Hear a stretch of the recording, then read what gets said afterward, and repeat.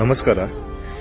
ನಿನ್ನೆ ನಾನು ಮಾಡಿರೋ ವಿಡಿಯೋಗೆ ತುಂಬಾ ಜನ ಹೇಳ್ತಿದ್ರೆ ಎಲ್ಲಾರ ಮನೆಯಲ್ಲೂ ಅದು ಒಂದೇ ತರ ಇರಲ್ಲ, ದುಡ್ದಿಲ್ಲ ಅಂದ್ರೆ ಮನೆಯಲ್ಲಿ ಮಗುನ್ ತರನೇ ನೋಡಲ್ಲ, ಕೀಳಾಗಿ ನೋಡ್ತಾರೆ, ಬೆಲೆನೇ ಕೊಡಲ್ಲ ಅಂತ.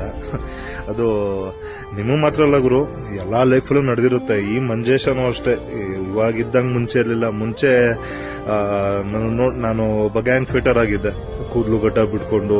ಅಂದ್ರೆ ನಮ್ ಗ್ಯಾಂಗ್ ಫೈಟರ್ಗಳ ಪರಿಸ್ಥಿತಿ ಹೆಂಗಿರ್ತಾ ಇತ್ತು ಅಂದ್ರೆ ಬೆಲೆನೇ ಕೊಡ್ತಿರ್ಲಿಲ್ಲ, ಮನುಷ್ಯನಾಗೆ ನೋಡ್ತಾ ಇರ್ಲಿಲ್ಲ.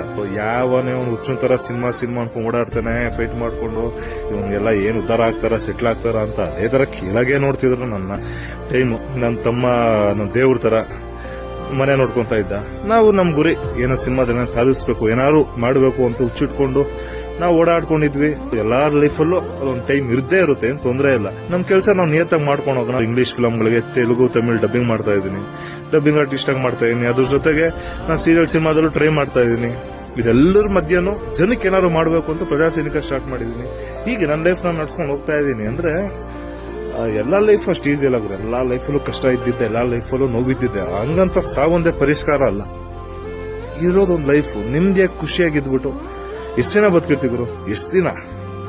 ಈ ಕ್ಷಣ ಹಿಂಗ್ ಮಾತಾಡ್ತಾ ಇದ್ದೀನಿ, ನಾನು ಇರ್ತೀನಲ್ಲ ನನಗೆ ಗೊತ್ತಿಲ್ಲ. ಅದೇ ಆ ದೇವ್ರು ಡಿಸೈಡ್ ಮಾಡ್ತಾನೆ, ನಾವು ಸಾಯೋದು, ಬದುಕ್ಸೋದು, ಸಾಯಿಸೋದು ಅದವನಿಗೆ ಬಿಡೋಣ.